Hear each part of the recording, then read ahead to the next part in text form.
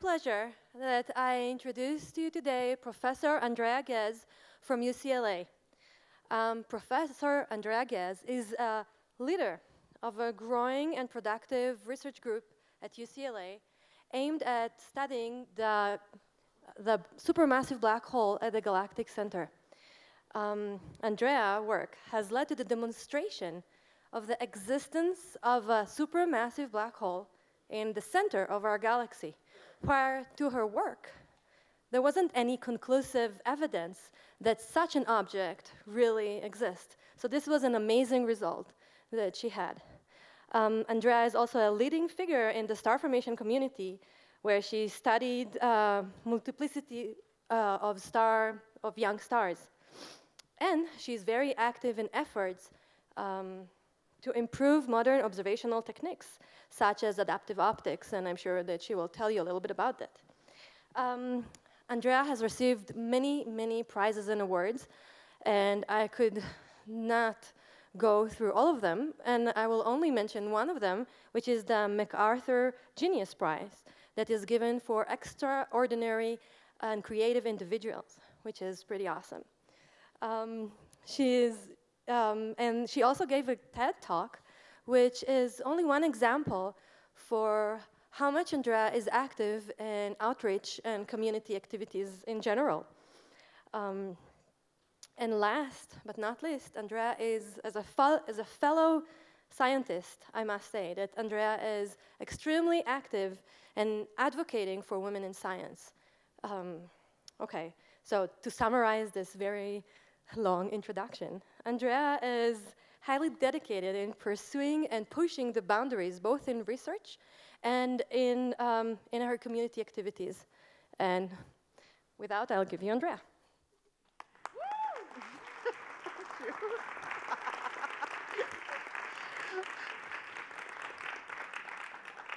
It is an absolute pleasure to be here in Aspen. As many of you may know, there's the Center for Physics here in town, which brings astronomers together to think creatively. And I have to say, this is a true treasure of Aspen. The concept of the center is that you bring people together and you take them out of their daily lives and you help them have a tremendous amount of fun. So we have early morning sessions, and then we go skiing, and then we have late night sessions. So there's a lot of creative work done here because we're in a mode of play. So I have to say I've become truly a fan of this Aspen Center for Physics. Thanks for all the support that you provide to the center there. Now, as an astronomer, we are very lucky because we get to ask questions about the universe. And these questions are actually quite old. Astronomy is actually the oldest science there is. People have been doing astronomy for thousands and thousands of years because our eye is actually an amazing sensor.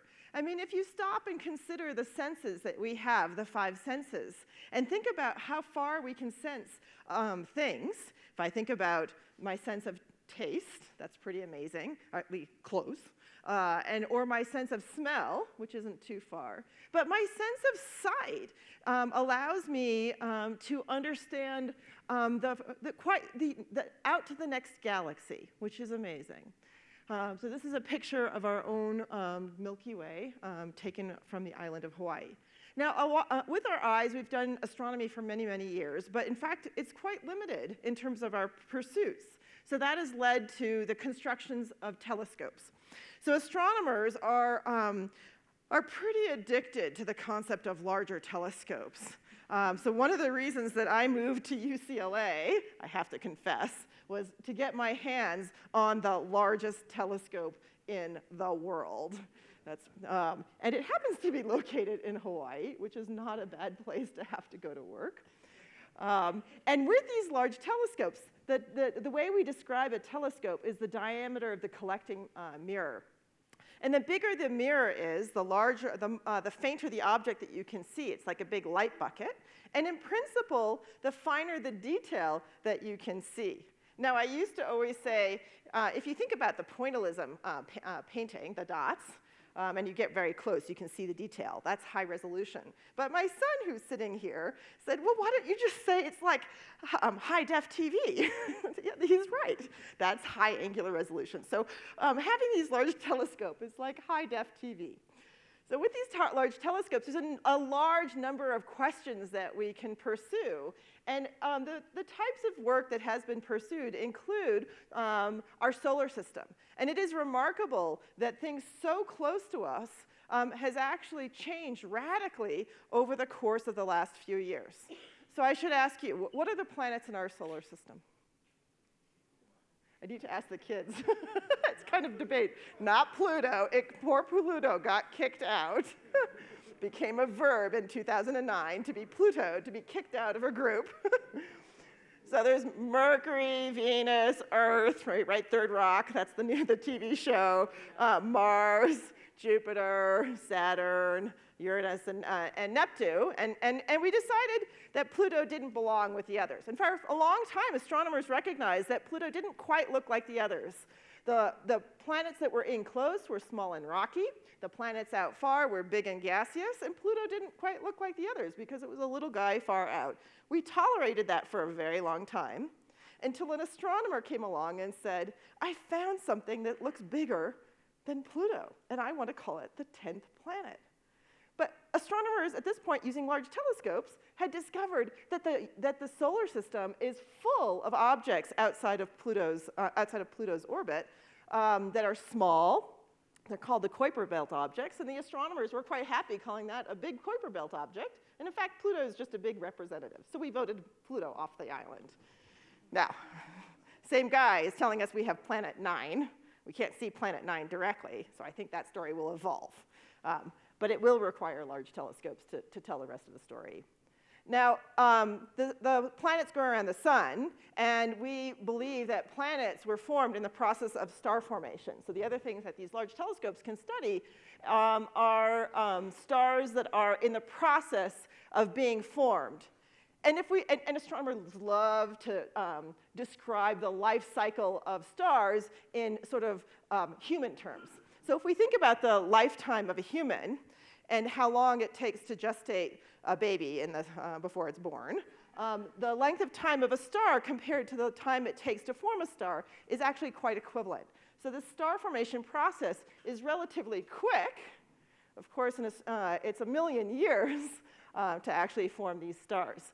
And what we see here is a region that has a lot of gas and dust.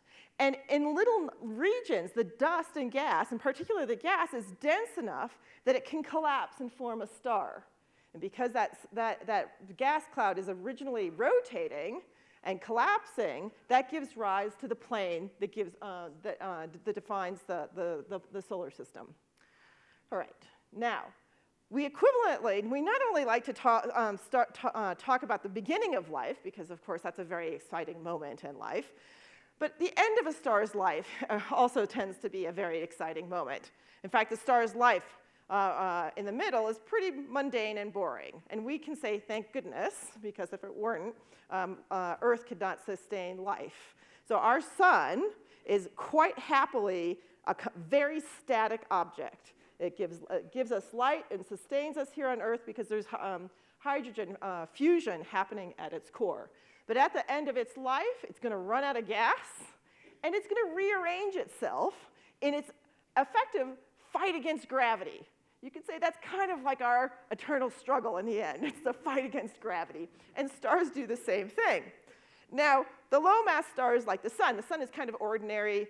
We kind of have the end of a life, the end of our sun's life, is going to be dramatic for thinking about the potential for life on Earth, because what is it going to do? It's going to get bigger. It's first going to envelop Mercury, then it's going to envelop Venus, then it's going to envelop the Earth. So it's going to get rather hot around here, or roughly that side. For some I was going not that far, but depends on the mass. So we certainly want to think about exploring the outer reaches of the solar system for that reason. But if we think about the massive stars, those are the ones that I get quite intrigued by, because at the end of massive stars' lives, I like to call these the party animals of the stellar world. They live fast, die young, and when they do so rather explosively. So the star, when it runs out of gas, it will explode. And in fact, if you think about the star's life, which has been quite long, this process at the end takes 1 second.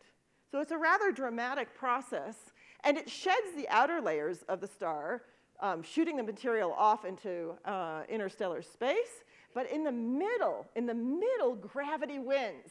Gravity wins and forms an incredibly intriguing object, which is known as a black hole. So black holes are my favorite objects in the world. They are objects whose pull of gravity is so intense that nothing can escape them, not even light, and hence the nickname a black hole.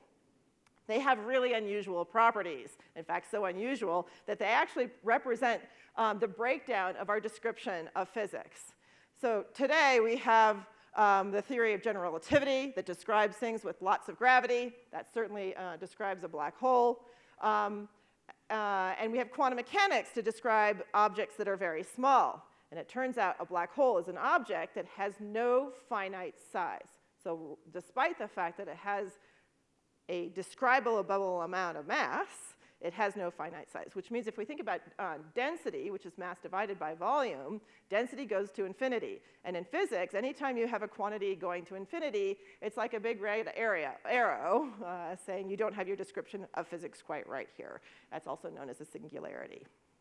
Okay, so at the end of star's life, it was predicted that for the massive guys, there would be this end product of a black hole, the intriguing, the elusive black hole. And we actually do have proof that these little black holes are floating around throughout the galaxy. So stars that start their life off with roughly 30 times the mass of the sun or more are going to end as a black hole that's roughly 10 times the mass of the sun. Now let's go out to the next scale.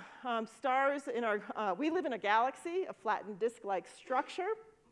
And if we could get outside our galaxy and look back, this is what our galaxy would look like. And we live roughly halfway out from the center, sort of like we live in the suburbs. There's an active downtown in the middle, and we're in the nice, calm suburbs in one of these spiral arms.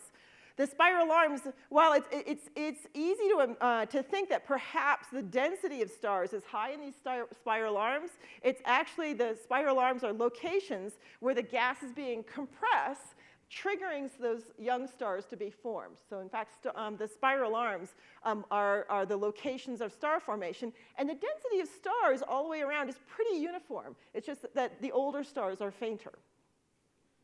Now, there's roughly 100 billion stars in any given galaxy.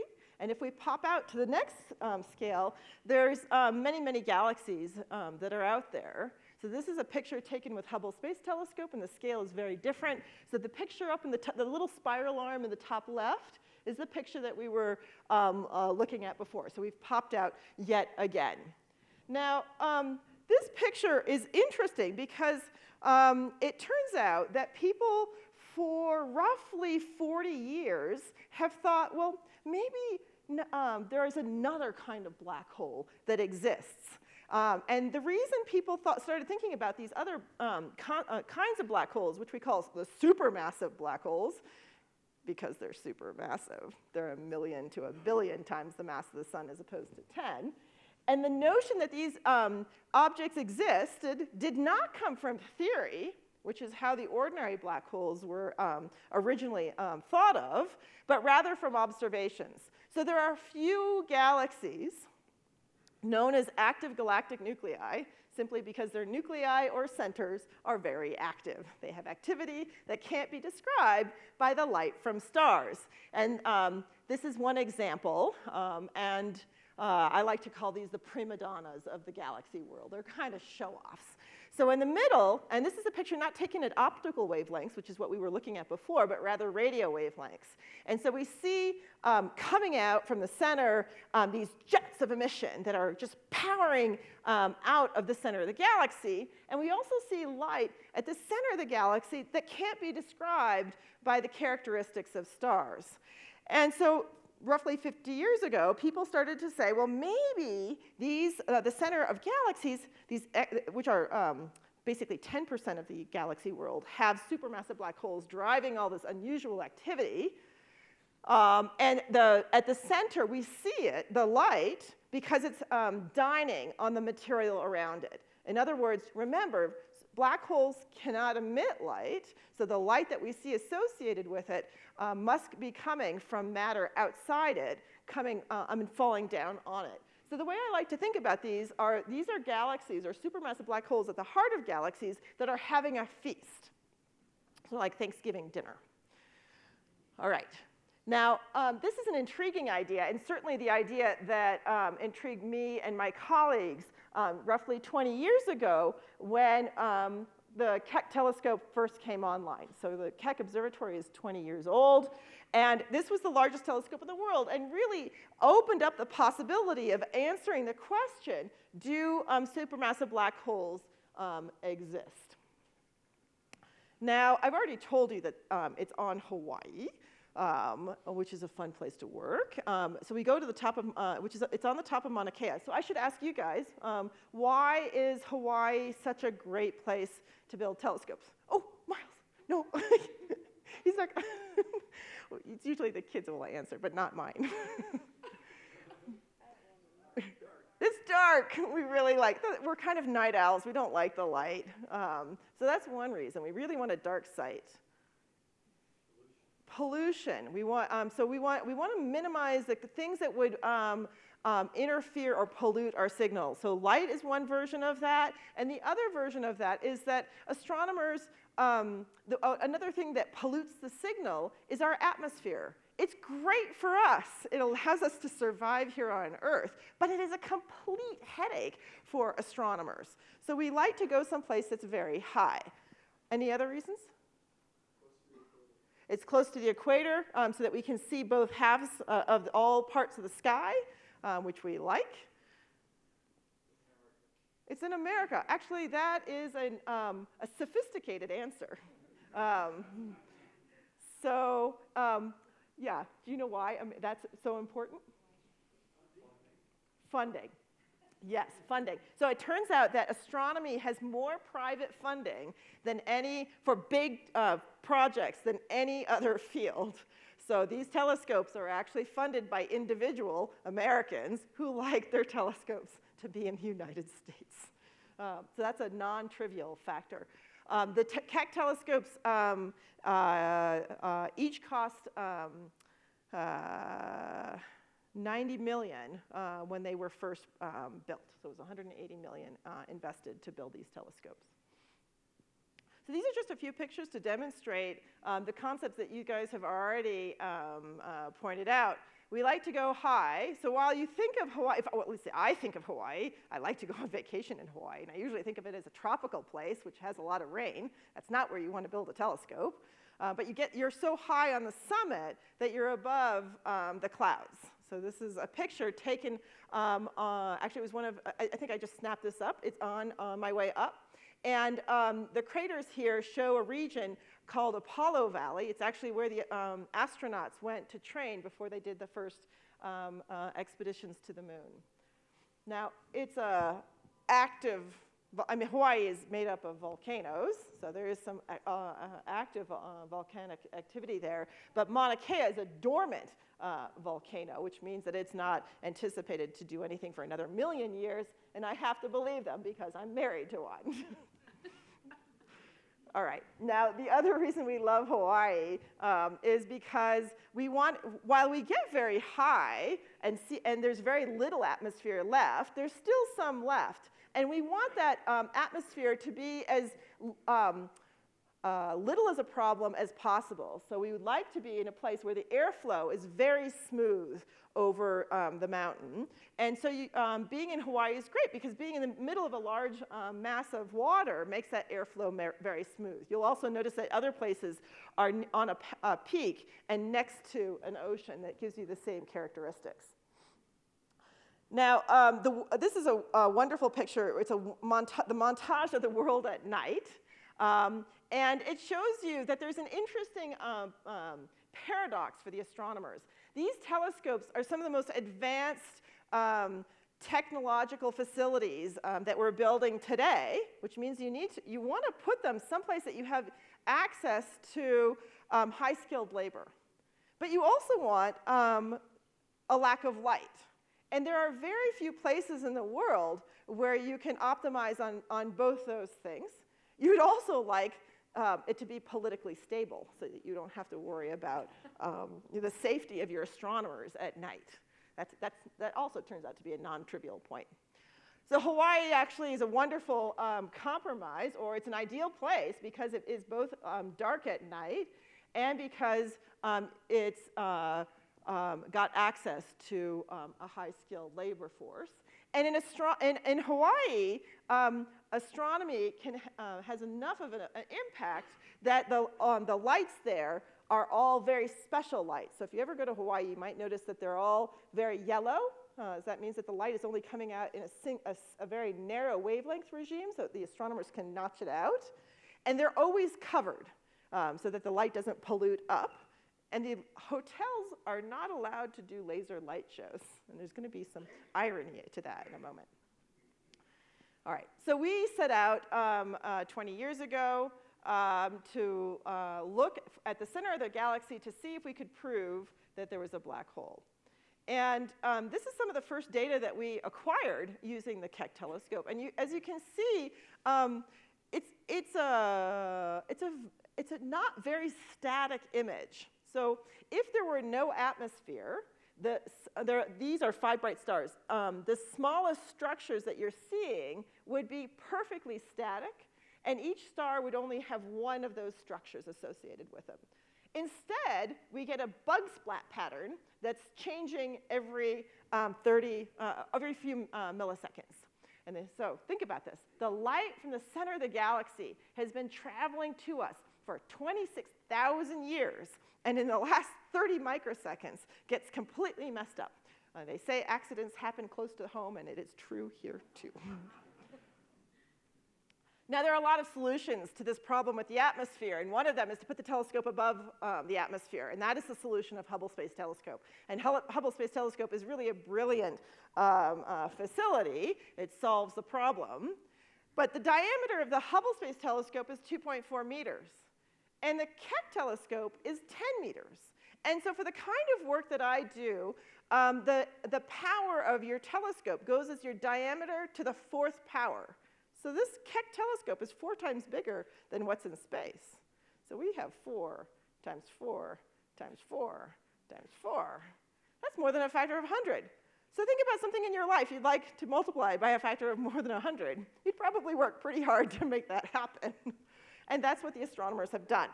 So the group at UCLA has worked very hard at coming up with both short-term and working with the Keck Observatory team to come up with long-term solutions.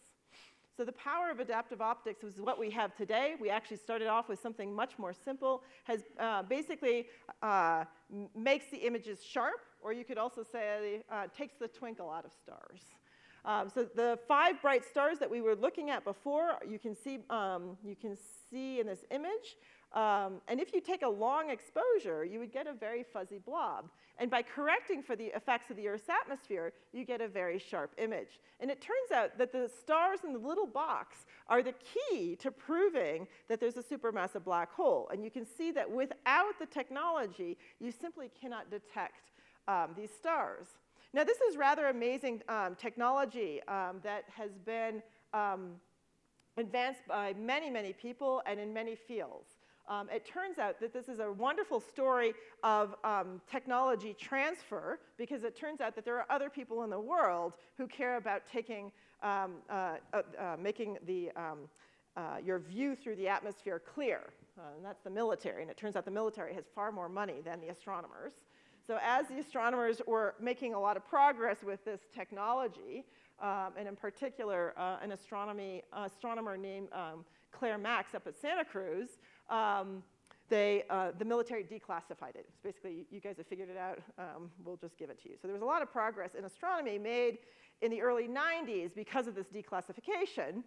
And then the astronomers just had to figure out how to make this, this technology work in the application of astronomy. So this animation shows how this technology works. There are a couple of miracles that happen, like the dome disappearing. That does not actually happen.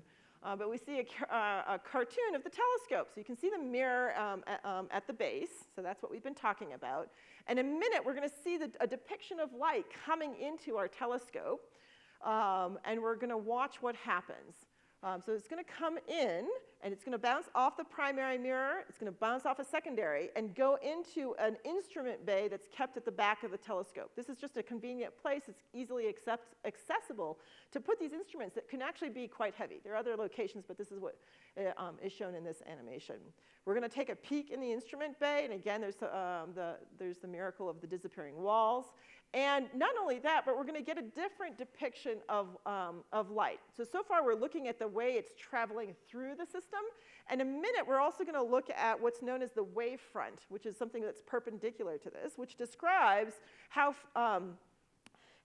clean the light is, in a sense. So if there was no atmospheric problem, the wavefront would look like pancakes, completely flat. But because there's the atmosphere, it starts to look like Pringles potato chips. And each one has a unique shape. And the heart of the adaptive optics system is to bounce it off a mirror that can deform. And hence, we call it a deformable mirror. And this mirror is light compared to the primary mirror. And you can move it on very short time scales. And so the trick here is to take the Pringle potato chips and make them pancakes. So you can see that we see this bug splat pattern, and once you look at the cleaned up light, it's quite a bit cleaner. So that's the technology, and so the key here is to figure out a way to tell that deformable mirror how to be flat. There are many ways of describing it. Another device I like to use to describe what's happening with adaptive optics in the atmosphere is that the atmosphere is like a circus funhouse mirror, and it makes you look distorted. And the job of the adaptive optics system is to put a second mirror that's the exact opposite shape to take out the effects of the atmosphere. You just have to do this on very, very short time scales. And the trick is to use lasers. So again, there's the irony, because we tell the hotels down below, you can't do this. But we use a very special kind of laser that does a very special trick. Turns out, in the atmosphere, up at 90 kilometers, there's a very, very thin layer of sodium atoms that's deposited by meteorites. So those meteor showers that we love to go out and look at, the shooting stars, they're not actually stars, they're rocks coming through the atmosphere. When they're burning up, they leave sodium atoms that get trapped in this very, very narrow layer. So the trick here is to take a laser that's tuned to a transition in the sodium atom and make those sodium atoms shine. So you're making an artificial star, and we can look at that bright star with our adaptive optics system and figure out how to move the deformable mirror. Now, this was a night where my colleagues and I also had actually the time on both Keck telescopes. I think we felt like royalty, the kings and queens of Mauna Kea. It is really hard to get telescope time, and it's very precious. The typical UC astronomer gets 2 nights every 6 months. The operation cost of these facilities is $100,000 a night. It's $1 a second. So those nights are precious, precious, and you do not mess around. Okay. So this is an animation show. Okay, so this is basically looking at how the technology has changed. So I have to say, over the 20 years, this science that we've done has benefited from the passage of time, as you'll see, but it has also benefited tremendously from this just incredible progress that's been made in technology as we've gone along. So it's like surfing an amazing wave of technology advancement that has allowed us to do more and more over time. So I just wanted to give you a sense of this transformation in technology, because really what we do is all driven by technological advances. So on the left, you see the bug splats. On the right, it's real data. This is not cleaned up for PR purposes. So the little box in there, we see an image where we just took all the short exposures and calculated what might be going on with the atmosphere and made a picture. And you can actually see the stars, which is rather remarkable. And I have to say, it's probably more remarkable to my colleagues and I, because at the time, when we first proposed this experiment in 1994, the group that you have to ask time from, this is called the Time Allocation Committee, when we wrote our precious proposal, they said, no, your technique won't work, and even if it does, you won't see anything. So I love looking at this picture. I mean, you can see something. Those are stars, and those are the stars that are really important because they're the ones that told us whether or not there was a black hole there. And we went back to the telescope every year. So we went from basically being low kid on the totem pole to incredible telescope hogs. So this is the first decade of data. It's just taking that little piece, and we have a much bigger field of view, but I'm just showing you this little piece of the sky that would be completely blurry if you didn't have any of this business going on. And this is the first decade of the work, and you can probably identify my favorite star in the universe. Yeah, it's the one that goes all the way around, goes quite far around in that first 10 years. All right, now, we've come a long way.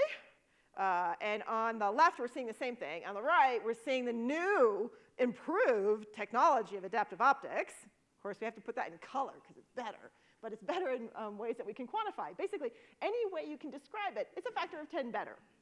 You can see stars that are a factor of 10 fainter. You can position them a factor of 10 better. And for the first time, we can take spectra. And we'll come back to that concept in a little bit. But for the moment, what I want to do now is just show you, now it's going to be a cartoon. This is real data. This is nothing massaged about it. And we're going to look at a region that's now a fourth of the field of view. Now, most astronomers already think this is a ridiculously small region on the sky, except probably Avery, who's now showing us pictures that are even smaller. But this is our animation. So this is one of my favorite movies. I could look at this for a long time. So you can see SO2 go all the way around. And there's a lot of information coded in this. When a star is seen in an image, it's trailed by a dashed line. Once we can start taking spectra, which is really important because the spectra allow us to measure the motion along the line of sight, because the images show you the motion in the plane of the sky. The missing dimension is along the line of sight, and the spectra basically buy you that. They also tell you what kind of star they are, because right now they just look like dots. So once you get a spectra, it gets to be a solid line. So you can see why the star in the yellow, SO2, probably needs a better name, is really important because it goes all the way around, and you have information both in imaging and spectroscopy. Now, that star, that precious star, tells us you can use the mass of any star going around a central object, what the mass is. And the closest it gets to that mass tells you how small a region you've confined that mass to. You could do the same trick with the planets in our solar system. So the planets go around the sun, and you can weigh the mass of the sun. It's the same physics. It's actually relatively simple physics. So those stars, SO2, tells us that there's 4 million times the mass of the sun confined within its orbit. And the smallest point on its orbit corresponds to the size of our solar system. So before we started this work, sorry, we're losing a little bit here. We knew that inside this big circle, there was 4 million times the mass of the sun. But that circle is so big that it incorporated a lot of stuff, a lot of stars, a lot of gas, a lot of dust. And you could not claim that it was a black hole. But what this work has done has confined that mass to a region, a volume, that's 10 million times smaller. In other words, the case for a black hole has been increased by a factor of 10 million. And now we know that there's that mass inside this very small region that we're quite familiar with. Okay, so think about the solar system. There's one sun in it. Nothing other than the sun matters in terms of mass. In this region, at the center of the galaxy, we have 4 million times the mass of the sun jammed in that region. So that is why the case for the black hole at the center of the galaxy is so strong, and in fact has become the strongest case yet for the existence of supermassive black holes anywhere in our universe. Now, to me, today, this is just a wonderful opportunity because it means that the center of our galaxy, in other words, the nucleus of a galaxy that's right in our backyard has become a wonderful and very unique laboratory for understanding both the physics of black holes and the astrophysics of black holes. In other words, what role they might play in the formation or evolution of galaxies. So the questions that we're asking today, or that we'd like to understand, is, well, what is gravity? And was Einstein right? I mean, we started off by saying black holes represent the concept that we don't know how to make general relativity work together with quantum mechanics. So where do things start to change? Can we test and really understand what a gravity is near a black hole? We want to know how black holes grow. We want to know how black holes shape our galaxy. And the reason this has become such an interesting question, because in fact, when we first started to report our results on the black hole, people started to ask, well, which came first, the galaxy or the black hole? It was kind of a chicken or an egg framework. And what has become much more apparent since in the last 10 years, that's not the right question.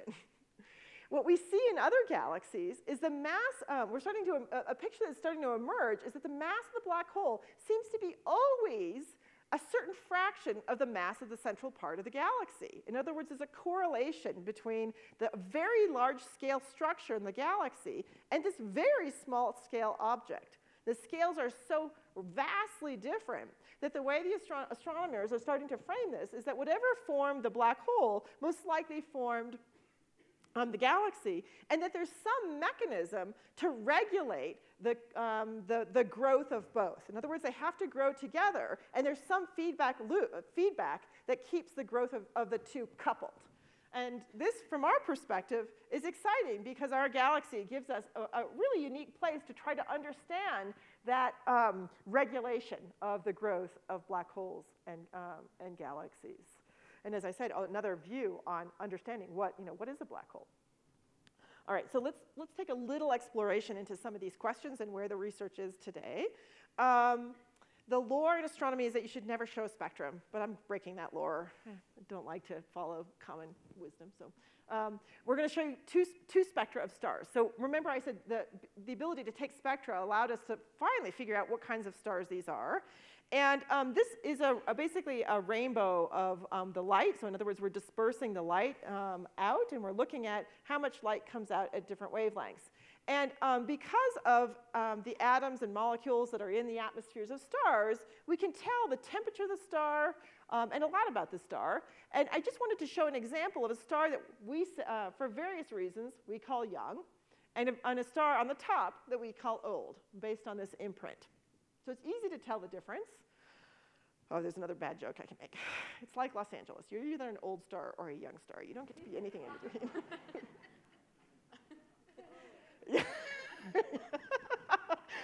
All right, so let's start with, and the fun thing about the work that's happened in the last few years is that almost every notion that we've had about what we might expect to find at the center of the galaxy has been inconsistent with the observations, which is really the beauty of working with advanced technologies. It just provides you with a new way of looking at what you think is truth. And of course, if you have a really fundamentally different way of looking at it, you're most likely to see some surprises. So let's look at the anticipation. So the anticipation was for the old stars. Those old stars they're old. They've been around for a very long time. And because of their interactions, they're going to sink down to the center.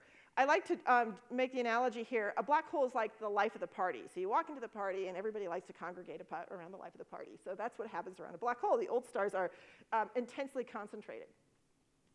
Now, the young star story is very different. Young stars that are in the process of formation, come from big balls of gas and dust that are incredibly fragile. So to get what you need is for the gravity of this cloud to inwardly collapse without being touched. Now, if you put this cloud near a black hole, well, what do black holes do? Black holes are really not very nice. They have they have this process that's called, we like to call it spaghettification.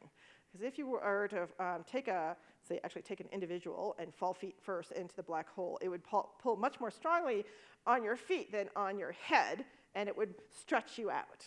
Okay, these are two young stars that I'm particularly fond of. They're a little older now that I would not want near this black hole. All right, so the anticipation is that there should be no young stars near the black hole. Okay, so let's look at what we see. What we see is actually quite different. The stars are color-coded here. The old stars are orange, and the young stars are this aqua, and things that we didn't even anticipate are the pink ones. So that was the unexpected result. And not only that, but as we watch these stars move, and as we wait longer and longer to make our measurements further, over a longer and longer baseline, we can measure the orbits of stars at much larger distances from the black hole. So before, I was showing you an animation of the stars that were really close in, that were going around very quickly, and now we're moving out. It's like going from a very myopic view to a much more expansive view. And what we see is that, in fact, we get a really important clue about where the young stars came from, or what these, how to solve what my colleague Mark Morris dubbed the paradox of youth. What we see is that a large fraction of them seem to be in a common plane. This is very much like the planets orbiting the sun. So we actually look to a theory that looks very much like the formation of planets. It's just scaled up. So we assume that there was a massive disk of gas and dust a long time ago, or at least at the time that these stars were being formed, 1 million years ago, that gave rise to these little baby stars. In other words, the density was high enough to prevent those clouds from being torn apart. Now, with all that material around, remember about the dining habits of black holes? It's quite likely that at that time, if this theory is right, that the black hole at the center of the galaxy was really feasting. Today, when we look at the heart of the galaxy, adaptive optics has also allowed us to see the dining habits of the black hole, and the little red thing in the middle, this is just this is a few hours of real data, and you can see that the stars have one color, they're jiggling about, but not much. That's just our ability to make the animation. And in the middle, there's something very variable and much redder than the others. That's actually the black hole having a snack. It's not having much. All right, so to give you maybe a little bit better perspective, this is a three-dimensional animation that we made in collaboration with a very advanced visualization lab at the University of Illinois. And I love this animation because there's so much information coded in it. All of it's real. So in the middle, you have a lot of information about the orbits. So they go, the beads are fully filled. As you go out, you only have color for part of the orbit, and that's because we've only measured it over part. And then we get these little tadpoles because there's so little information that we can't figure it out quite yet. So as we go further on, progress, both in terms of increasing our measurement baseline and the precision of our measurement, we should be able to learn more. But one of the things that's been stressed quite a lot this week is that these stars that we're seeing that are so unusual, that defy our common conceptions of what we should see, are actually only the tip of the iceberg. These are only the brightest stars. These stars are so close to one another that we simply can't see the fainter ones. So in fact, the majority of stars at the center of the galaxy are not detectable by us because of limitations in our version of technology today. In other words, we have some way to go. And there's some exciting mysteries in terms of where we are today. One of my favorite recent discoveries is an object that was first announced by a group in Germany.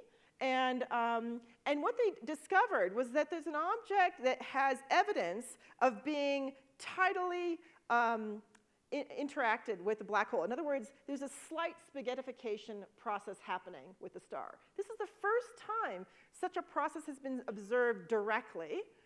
And there was a large debate about actually what this object was. So it was originally suggested that it was a gas cloud, and people got really excited because the idea was that there would be a lot of gas that would be thrown onto the black hole, and we could see the black hole change its dining habits, going from a snack to a feast. And there were a lot of theories about that process. So people were very excited and spent a lot of telescope time looking. But in fact, what we've discovered is that this object has survived. This object named G2. We clearly need better names, SO2, G2. S was for Sagittarius, because the black hole is in the constellation of Sagittarius. G is for, I think it was gas cloud, gas. Anyway. It's still there. And that means that it's not a simple gas cloud and that it's a star. But it's a really unusual star. It's a star that has to be 100 times larger than any other star that we're talking about. And so how do you get such a big star? And I have to say, we've been debating that quite a bit this week. I'm particularly enamored with an idea that Smadar Naos, who was the introducer today, had, which is that these are binary stars that the black hole has forced to merge. And this notion of that interaction does offer an opportunity to maybe solve some of the other mysteries that we've been debating. So there's lots more to discuss and lots more to do. And all of this requires further advances in technology. And those advances will also allow us to test Einstein's theory of general relativity in several different regimes. And in 2018, when SO2 makes its next closest approach, is sort of our entree in terms of using stellar orbits to test this fundamental theory in physics will open up. Now, as I've said, there's a lot of reason to advance, for us to want to advance the technology. And there's a number of ways to do this. This is a picture of the laser that we use at Keck. It turns out that with the current laser, you can only correct half of the problems. But if you launch multiple lasers, now this is PowerPoint. The original one was not PowerPoint color corrected. That's really what those lasers look like if you take a long exposure. The other two are my hope and desires to have multiple lasers. And I can explain later if people are interested in why that works. And you need to work out this technology if you want to go to yet bigger telescopes. And of course, astronomers are keen to build the next generation of telescopes. There are 3 big projects around the world. The 30-meter telescope, which is what I'm putting up here because the University of California is part of that collaboration. So the collaboration now is UC Caltech, which is who are the owners of Keck, plus Canada, Japan, China, and India. And this is because rather than being 108 or 90 million per telescope, this is a $1 billion project. This is a very large project. So from that perspective, that looks expensive. But if you were to think about space, so the next generation of telescopes, or what comes after Hubble, is now being worked on and should be soon launched. It's a 6-meter telescope. This is a 30-meter telescope. The 6-meter telescope launched in space is $10 billion. So that makes us look like a bargain. Yeah. But the technologies that will be put in play will radically change our views of the center of the galaxy and many other problems. And it's likely that we will not only do the problems that we set out to do, but like adaptive optics in the current generation, we will undoubtedly be surprised by what we see.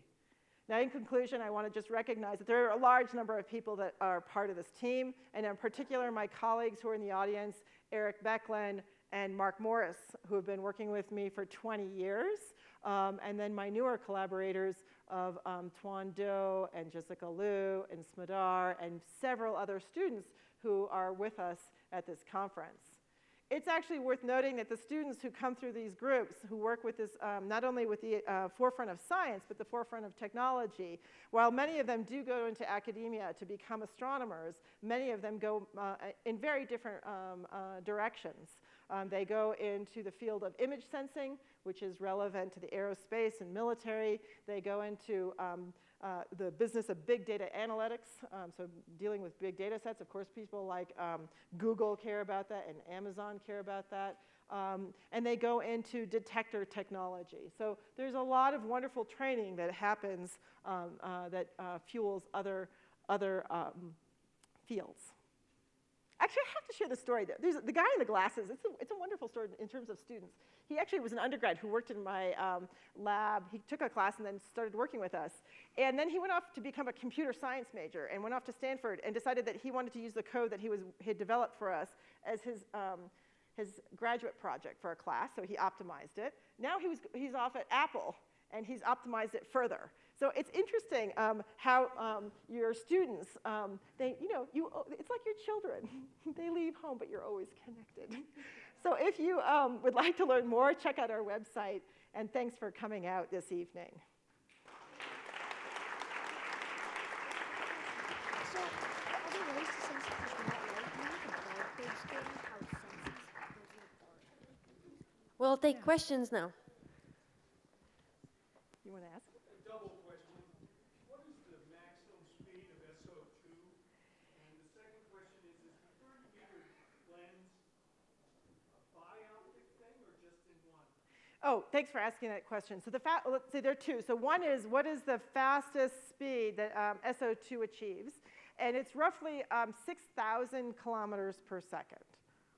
So that's typical of these stars that are very close in. So it's getting to a small fraction of the speed of light, which is why they become interesting in terms of the tests of general relativity. That's a good proxy for whether or not an object will be a good probe. Now, your second question, which I truly appreciate, is what is the mirror design? And in fact, that was the radical innovation of the Keck telescope, the idea that you didn't have to build a single piece of glass, but rather you could segment it. So the Keck telescope is composed of 36 hexagonal segments.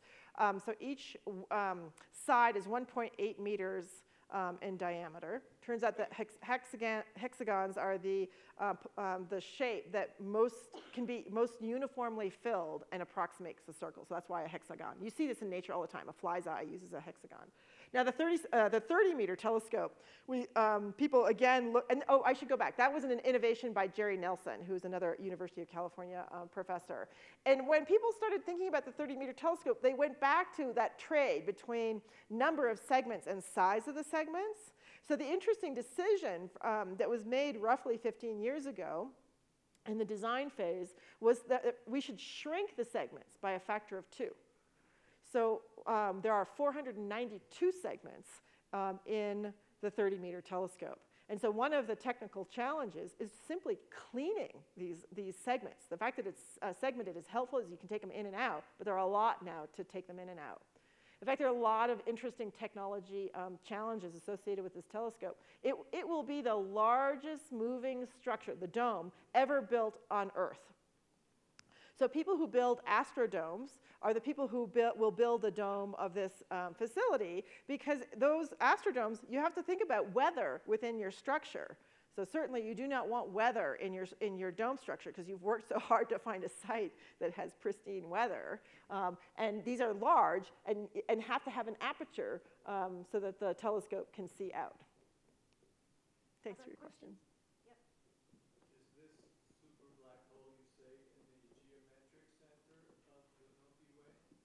Oh, that's a really interesting, yeah, okay. There was something on 60 Minutes about this huge grouping of telescopes. I thought it was in the Chilean Alps. But they were above the snow line. And where was that? What is that? Well, let's see. Let me take the first one, then try to figure out which telescope the 60-minute one was looking at. So the first question was the geometric center. Oh, which is a really interesting question. What defines the center of the galaxy? So the way we looked for the center, because where did we look for this black hole, was looking for the concentration of stars. So you look for where the stars are most concentrated. So in fact, Eric Becklin, who's here, took some of the first pictures of the stars at the center of the galaxy, locating where we would define the center. So that's where one might look, but that's a pretty big region. The other hint that we got was that in the radio wavelengths, there's a source that was sort of unusual. Its name is Sagittarius A star.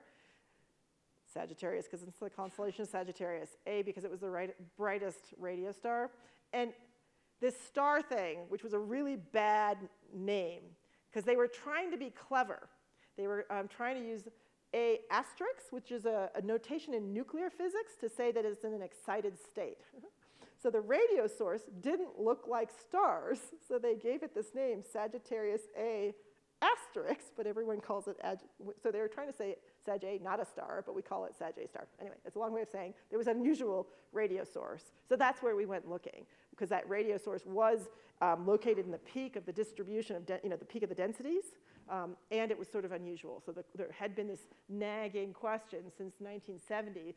Could it possibly be that that Sag A star was a very faint version of those active galactic nuclei? So that's, today we use the black hole as the geometric center. Oh, well, yeah. Well. If it's where all the concentration of stars are, does this black hole keep sucking in the stars, and is that why they're concentrated? Thank you. It is very hard for the black hole to suck in stars. So black holes, there's a very common misconception of black holes, that black holes are like this cosmic vacuum cleaner. It turns out you have to be incredibly close to the black hole in order to fall in, or incredibly light, so that interactions with other things can throw you in. So SO2 will happily orbit at that location or at that rough region for probably most of its life. Okay, so you would have to get about 100 times closer in order for it to really effectively or easily fall in over its lifetime. Okay, so you were asking about the 60 minutes. So there are Chile. So the two most popular places in the world to build telescopes is Hawaii. So there's telescopes from all over the world up there. The French have one, the UK, the Japanese. So it's a real interesting place. But a second place is in Chile. So telescopes tend to be at plus 30 degrees latitude and minus 30 degrees. So in the Andes, there's a series of very high plateaus where telescopes are being built. So the two alternative or other versions of this 30-meter telescope that are being built, or in the process of being built, are in Chile. I don't know if that's the one, because you said a collection, which makes me think it might have been what's known as ALMA, which is a radio telescope, which is also there. Okay, so that's a radio telescope, and in radio, it's easier to combine the light from multiple telescopes because the atmospheric is less disturbed. In other words, this property that we were talking about, this distortion of the Earth's atmosphere that's such a problem to us in the infrared, it depends on wavelength. It goes as wavelength to the 1.2 power. So the longer the wavelength, the less of a problem it is. And at the radio, it's so not a problem that that you can build telescopes and not worry about it. So you can combine the light from multiple telescopes. That's been done very effectively in the radio. In the infrared, you need to have adaptive optics working on each telescope first and then combine the light. And that is a project that is being done. It's a project being done by, again, the group in Germany known as Gravity. So it's another exciting project. Another question? Yep. How do you know there's no physical size to a black hole? Today, it's a theoretical argument. So today, if we just say, let's follow the physics, let's follow the evolution of what we think might happen, given what we know about what could resist the inward force of gravity. So in the beginning, it's just the random motions of molecules. Then then the star can resort to the fact that electrons don't like to be near each other. Then when that kind of fails because gravity takes over, and then you can resort to the fact that neutrons don't like to be near each other, and then that fails, and we're out of physics. So then gravity wins, and if gravity wins, it collapses to the infinitesimally small object. Now, admittedly, the anticipation is that there's some physics that we haven't recognized that will set in and give rise to a scale on the smallest scales. It's just we haven't figured out what it is yet. So it's actually one of the hopes of string theory, that to figure out what that physics is, and many other alternative theories that exist. It's job security. Yep. Must go on. Have the objections of the native Hawaiians to maintaining telescopes on Mauna Kea been negotiated, and what is your feeling about the future of astronomy on Mauna Kea? Well, it's interesting because astronomy has a long history of coming into an interesting relationship with native populations. So that's true on the mainland. It used to be, Arizona has been historically a great place. but the light pollution has gotten quite significant there. So there as well, you see that peaks are of special significance to native populations. It's the closest point to the heavens. So there's an ironic proximity of that religious value and astronomy, right? It's looking to the heavens. But it does mean that you have to be incredibly respectful of that view. So in the 1970s, when astronomy first came into Hawaii, it was welcomed. It was a source of revenue. Hawaii is one of the few places where astronomy can be a significant factor in the economy. I think at the time it was the #2 driver of the economy. #1, of course, being tourism. Now, since that time, there has been an increasing movement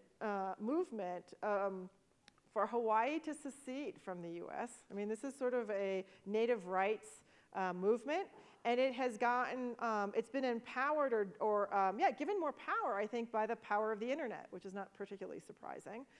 So what's interesting is that movement is getting power, and the astronomy community is getting much more aware of our responsibility to giving back to the community. In other words, really making sure that we provide something to the community. So I'm actually quite optimistic in the situation in Hawaii. I think there's a lot of this has to be done delicately. So this is it's all politics at this point. But I'm quite confident that the signs from the local government are very positive. I can say more if you want afterwards. Last question from the back. Yes, you mentioned lifetimes of stars. You mentioned, do you think of lifetimes of black holes?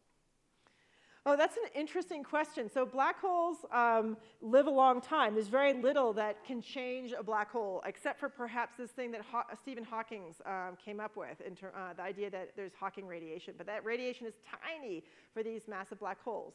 So in fact, there's a wonderful book by Fred Adams called The Dark Ages. He takes the universe to the absurdly long time scale. And it is a dark, empty place that is full of black holes. So black holes, in some sense, are these remnants, are sort of the ultimate end states.